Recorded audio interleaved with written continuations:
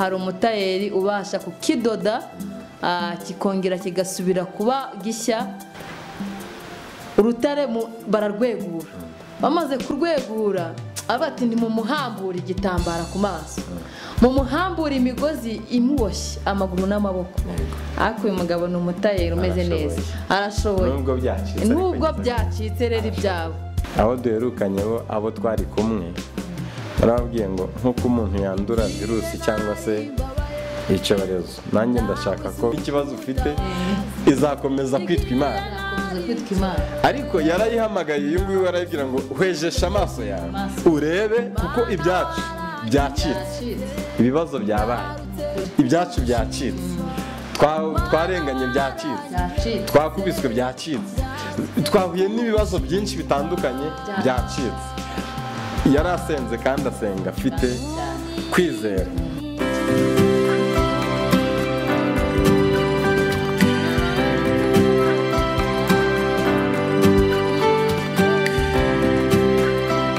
Turabasuje mwese abakunzi ba Muhoza Divine mukunze kudukurikirana cyane kuri Muhoza Divine. Ubu ngubu twahinduye channel, dusigaye dukoresha Muhoza Queen bitewe n'impamvu zitandukanye. Ubu rero ibiganiro byacu byari bikomeje kuri Muhoza Divine birahagaze, ahubwo dukomeje kuri Muhoza Queen. Muhoza Queen, abakunzi bacu rero turabasuje mwese aho muherereye, Imana ibaho umugisha.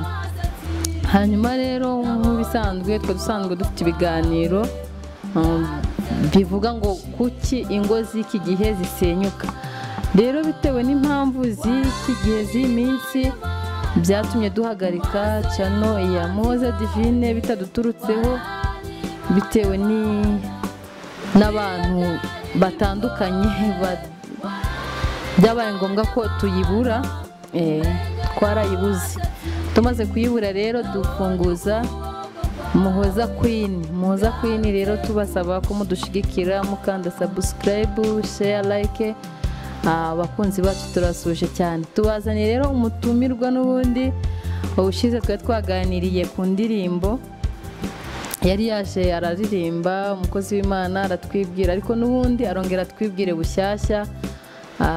Imana ibaho umugisha, tujye kumwakira hanyuma atugezeho ijambo ry'Imana. Yari yatubwiye ngo ni igihe gito intambara igashira, intambara ikarangira.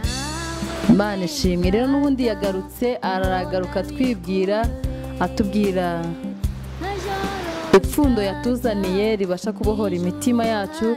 Abadukurikiye mwese reka mumfashe kumwakira, tunashima n'Imana ko ikomeje kubana natwe muri byose. Ni karibu utwibwire, ariko mbere yo kutwibwira turabanza dusenge wumve mwikaze. Turagushimye Imana, wakomeje kuturinda. Data wazanye umutumirwa wacu amahoro, izina ryawe rihabwa icyubahiro. Ikiganiro bari wowe ugikora, iki kiganiro kizahembura imitima ya benshi, ikiganiro Data kizabashe kugaragara imbere yawe, ugisige amavuta akwiriye. Ibyo wifuza kutugirira ari byo utugirira Data, ntaba ari twebwe ahubwo icyubahiro cyawe kiganze mu mitima yacu. Ngo bana natwe muri byose mu izina ryawe Yesu, amen. Hanyuma tujye kukwakira, utwibwire, wibwira abakunzi ba Muhoza Divine. Ni karibu. Murakoze. Twongeye kunezerwa kubona twongeye kugaruka, twongera tukabana, kandi Imana iba yaciye inzira. Nubwo ari byinshi tuba twahuye nabyo, ariko Kristo akomeza kutubera umurengezi. Niyo mpamvu uyu mwanya tugarutse. Burya iyo tuza kugira ibibazo cyangwa se waba izindi ngorane ntabwo mwari kutubona, ariko Imana yaciye inzira irongera irabyemera, twagarutse. Amazina ni yayandi, nitwa Ngabonziza David. Imana ibaho umugisha, umukozi w'Imana, ndakuvugira Imana. Aho duherukanye abo twari kumwe barababwiye ngo nk'uko umuntu yandura virusi cyangwa se icyorezo, nanjye ndashaka ko biba nk'icyorezo muri njye, ngasenga Imana ariyo ndwara ndwaye nkabana nayo nk'uko bikwiriye. Ubwo rero Imana ibaho umugisha, by'ukuri ndumva aho ngaho ntabwo twarenze. Wadusobanuriye niba uri umusore cyangwa se niba uri umupapa, aho ngaho nta nubwo tubwiye ngo uherereye hehe, aho umuntu yagushakira ni hehe. Urakoze cyane. Ndi umupapa ndubatse, mfite umudamu umwe n'umwana umwe, ntuye mu karere ka Kirehe, intara y'Iburasirazuba, ahitwa Mahama. Imana rero ibaha umugisha, ndumva ari aho ngaho ntuye. Umukozi w'Imana rero turamwakiriye, reka mufashe tumwakire, tunashimira n'Imana ko ikomeje kutugirira neza. Umushyitsi ni umugisha. Hanyuma ngaho dupfundurire ka gapfundo wadupfunyikiye.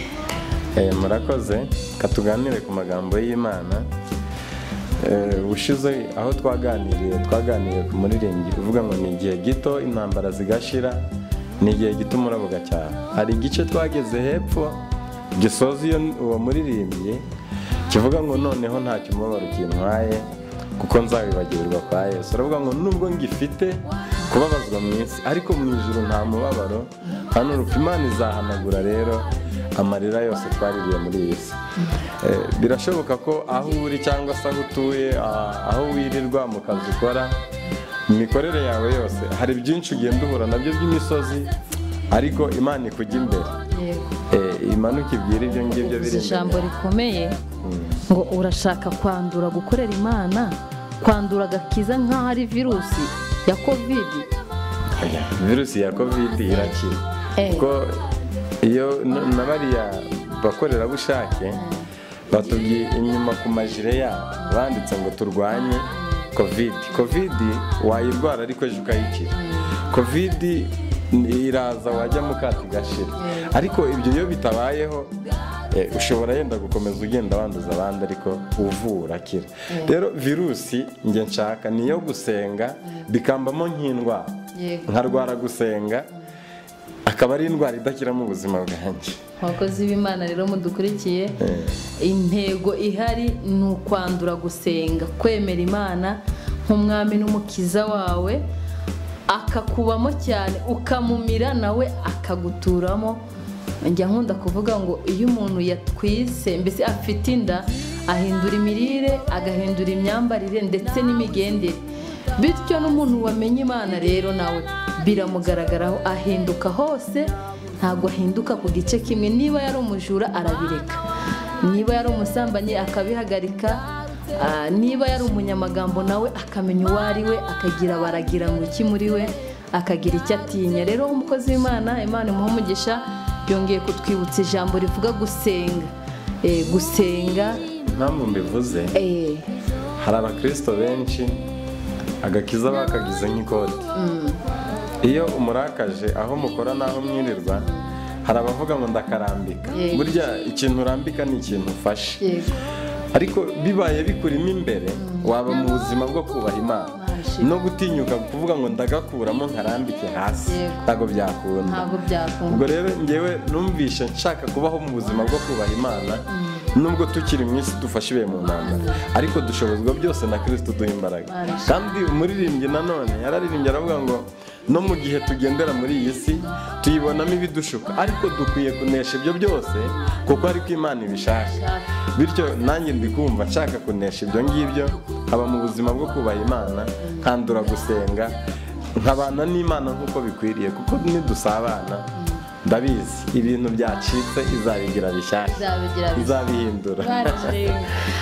Gucika rero dufite umutayeri ujya udoda neza. Abatayeri bo mu isi bajya badoda bakica ikoti cyangwa se bakica n'ibibaya ku badamu, ugasanga bari guserera nawe. Ariko uyu mutayeri dufite bita Kristo, ibyawe iyo byacitse ajya bidoda neza, nta muntu ujya ubisubiramo. Imana imuhe umugisha umukozi w'Imana rero atwanduje gusenga. Dukomeze dusenge, twiringire Imana, izadufasha bya bindi byacitse yatubwiye ubushize bizongera bidodwe bisubire mu buziranenge. Imana imuhe umugisha, katubwire ijambo ry'Imana. Murakoze, katuganire ku magambo y'Imana, ariko tubanze dusenge, kuko iri ni ijambo na nyiri ijambo. Reka duce bugufi twese mu mitima yacu, ari abadukurikiye ndetse natwe. Uwiteka Imana, turagushimye kubw'imbabazi zawe. Tugeze muri uyu mwanya wo kugira ngo duce bugufi ku bw'ijambo ryawe. Dukeneye kumva icyo tugambiriyeho muri ubu butumwa, kandi turifuza ko wakomeza kutugendera ukatwambika imbaraga zo kunesha, kandi ukarushaho kubana natwe muri iyi si. Ijambo ryawe rero ryabaye tutarabaho, niyo mpamvu duciye bugufi imbere yawe kugira ngo wowe ushyirwe hejuru, kandi ibi byose bikorerwe guhabwa icyubahiro ari wowe uri mu gihugu cyo mu ijuru. Twebwe Uwiteka Imana tubeho mu buzima bwo kukunezeza, kuko ari wowe Imana ishobora byose. Ngaho bana natwe kandi utugire neza, ushyigikire umubyeyi, umugabo, umusore, ingeri zose, ubuzuza imbaraga kandi utugire neza, mu izina rya Yesu Kristo turakoze, amen. Reka turebe ijambo ry'Imana mu gitabo cy'umuhanuzi Daniyeli, ibice ni 9, umurongo waho ni uwa 18. Umutwe w'ijambo cyangwa se teme riravuga ngo byacitse. Iyo byacitse ikibazo kiba cyavutse. Gucika rero biri mu buryo bwinshi. Ku kazi bashobora kukugambanira bikaba byacitse. Wabura urubyaro bigacika, bikaba ibibazo. Wabura imyambaro bikaba ikibazo, wabura ubuzima n'imibereho bikaba ikibazo. Buriya ibintu byose biba byacitse. Amen. Igisabwa rero ni iki? Nuko nubwo byacitse duhanga amaso ku musaraba, kuko Kristo wenyine niwe ufite ubushobozi n'imbaraga byo kubasha guhindura ibyanze guhinduka. Ko afite ubushobozi bwo gutegeka inyanja, afite ubushobozi bwo kuzura abapfuye, afite n'ubushobozi bwo kugusubiza akazi bakwirukanye, afite n'ubushobozi bwo kugusubiza kwa kundi wahoze ukiri muri ya mahoro yawe asaga cyangwa asaganje. Reka rero tuganire kuri aya magambo, dusome mu izina rya Yesu. Ari kutubwira ngo Mana yanjye, tega amatwi yawe wumve, kwejesha amaso yawe urebe ibyacu byacitse, n'umurwa wawe witwa uw'izina ryawe, kuko ibyo twakwingingiye tutabigushize imbere twishingikirije ku gukiranuka kwacu, ahubwo ni kubw'imbabazi zawe nyinshi. Umva Nyagasani, babarira Nyagasani, twumvire Nyagasani, ugire icyo ukora, ntutinde Mana yanjye, kugira ngo izina ryawe ryubahwe, kuko umurwa wawe n'abantu bawe byitwa iby'izina ryawe. Amen. Icyo gice ntabwo hari abantu benshi batumvishe ahantu wasomye. Bavuze ngo ni igitabo cy'umuhanuzi Daniyeli, igice ni icya 9 cyangwa se 9, ibice 9, umurongo ni uwa 18, tukagaruka tugasoreza kuri 19, umurongo wa 19. Kuri Imana ivumugisha cyane. Abantu turabarangira paje 835, niho ijambo rivuga ngo byacitse. Byacitse riri aho ngaho, niho riri, niho Daniyeli yabivuzeho, ndatekereza ariko bimeze. Urakomeza. Atangiye avuga ngo Mana yanjye, tega amatwi. Ntabwo ari tega ugutwi, ahubwo tega amatwi. Uyu muntu yinjiye mu mwanya wo gusenga cyangwa se wo gusaba. Iyo umuntu ari gusaba umuntu utamwumva biba ikibazo, kubera ko iyo utamubwiye mutari kumvikana, nk'ubu kubona turi kuganira ku by'ijambo ry'Imana, uneza amatwi. Mbaye mbonye utari kunyumva najya ngukomanga. Rero umuntu uri kubona ko ari kukumva cyangwa se ari bukumva, uramubwira ngo ntega amatwi. Kandi ijambo ry'Imana muri Yesaya yaravuze ngo ugutwi kw'Imana cyangwa se ugutwi kw'Imana yacu ntikwapfuye ngo inanirwe kumva. Amen. Cyangwa se ukuboko kwayo ntikwaheze ngo inanirwe gukora cyangwa se gukiza. Niyo mpamvu uyu nawe yayisenze, ayisenga ari mu mwuka wo kwibwira uti Mana yanjye, tega amatwi yawe wumve. Arongera aravuga ngo hwejesha amaso yawe urebe. Amen.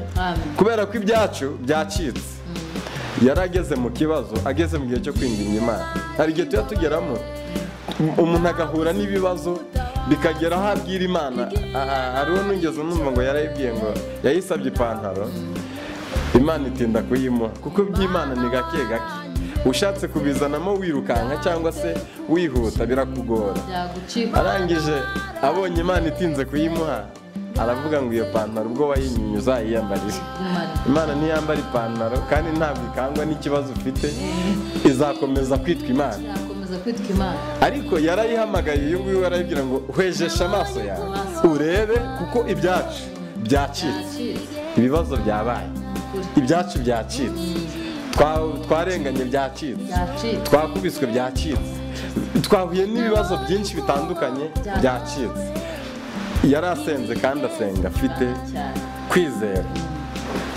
Aravuga ngo n'umurwa wawe witiriwe witwa uw'izina ryawe, kuko ibyo twakwingingiye tutabigushize imbere twishingikirije ku gukiranuka kwacu, ahubwo ni kubw'imbabazi zawe nyinshi.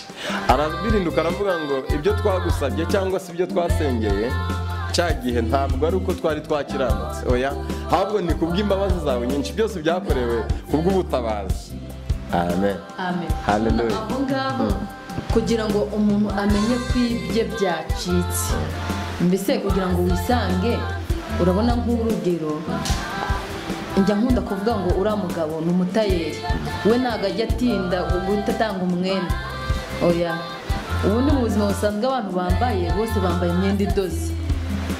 Mu buzima busanzwe abantu bari kugenda bambaye imyenda idoze, bivuga ngo mu isi hari abatayeri batandukanye, ariko uhagarariye abatayeri ni Kristo. None uriya mugabo kugira ngo umuntu yisange ko ibyo byacitse, atagomba gusanga umutayeri wo mu isi kugira ngo amugereho, yabwirwa n'iki ko ibye byacitse? Murakoze cyane Muhoza ku kibazo mbajije, ariko n'abadukurikiye namwe muri abantu kandi tunejejwe no kuba munadukurikiranye. Iyo byacitse ngewe uko mbibona, umuntu aba atagifite ahantu yakwerekeza.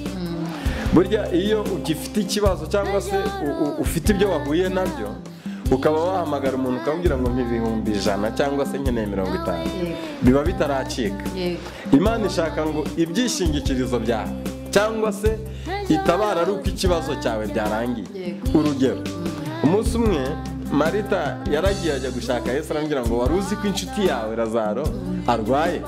Yumvaga ko navuga inshuti ari bubyumve cyane, cyangwa se kavuga utubwara inshuti yanjye, kandi uyu muntu akaba abivuze kanihute ngende njye kureba inshuti yanjye ikibazo yagize. Aramubwira ngo genda umubwire ko iyo ndwara arwaye atari iyo kumwica. Agezeyo Lazaro arapfa. Iby'Imana ni ibyo kwitonderwa, nubwo byaba byacitse ni ibyo kwitonderwa. Aramureka arapfa. Amaze gupfa ajyayo nyuma y'urupfu bararangije no gushingura.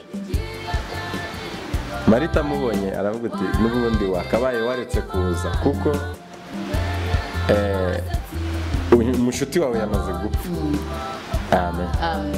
Rero byari byamaze gucika, ariko Kristo yabonaga nubwo mu rupfu yego yari yapfuye, nubwo yari yashinguwe, nubwo byari byakomeye, yabonaga muri ruriya rupfu harimo ubuzima. Niyo mpamvu yavuze ngo Lazaro sohoka.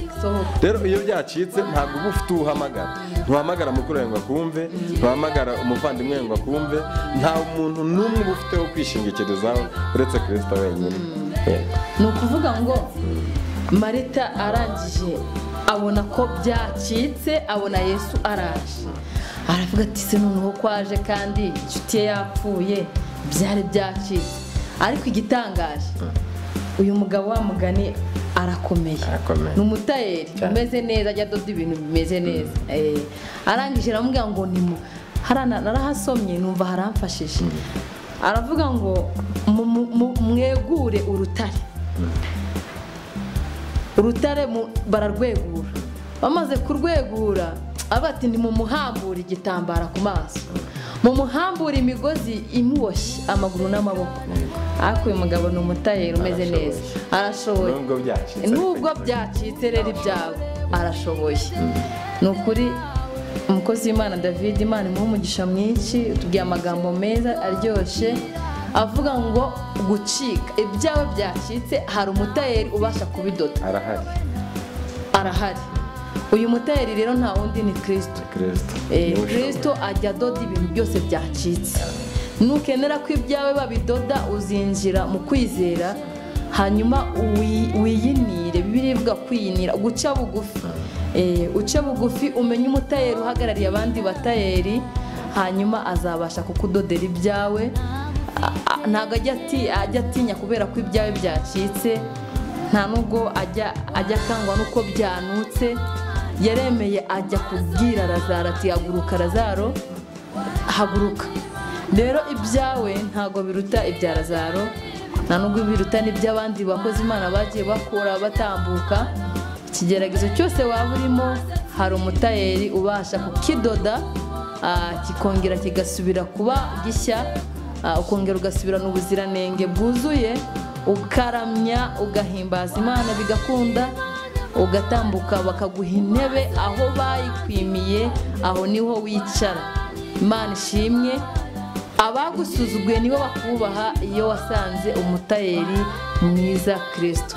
Ubundi nta muntu ujya utabarwa yaragiye kure yabo yageragerejwe hamwe nawe. Yego. Ni ukuvuga ngo mbere y'uko usubizwa ugomba gusubizwa ariko babandi babonye ikibazo cyawe cyangwa se ikigeragezo cyawe bahari kugira ngo babone gutabara kw'Imana.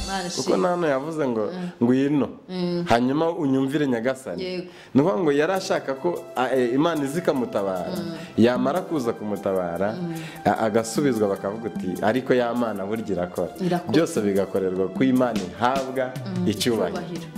Rero turi hano kugira ngo twamamaze Kristo ko ashoboye. Turi hano nta zindi nyungu dukeneye, ari ukubwira ngo wowe urushye uremerewe niwegera Yesu, ibyawe arabidoda, ibyacitse ku buzima bwawe arabidoda, yongere abireme bushya, wongere unezerwe. Wowe ufite ikibazo kiremereye, batubwiye ko ibyawe bishobora gucika wabuze akazi, iyo yabidoze rero ubona akazi keza. Imana ishimwe. Ibyawe iyo yakugezeho ajya abyikorera, ntago ajya asaba inkunga. Nkunda kuvuga ngo iyo umufashe nk'umunyembaraga akugaragarira nk'umunyembaraga Kristo.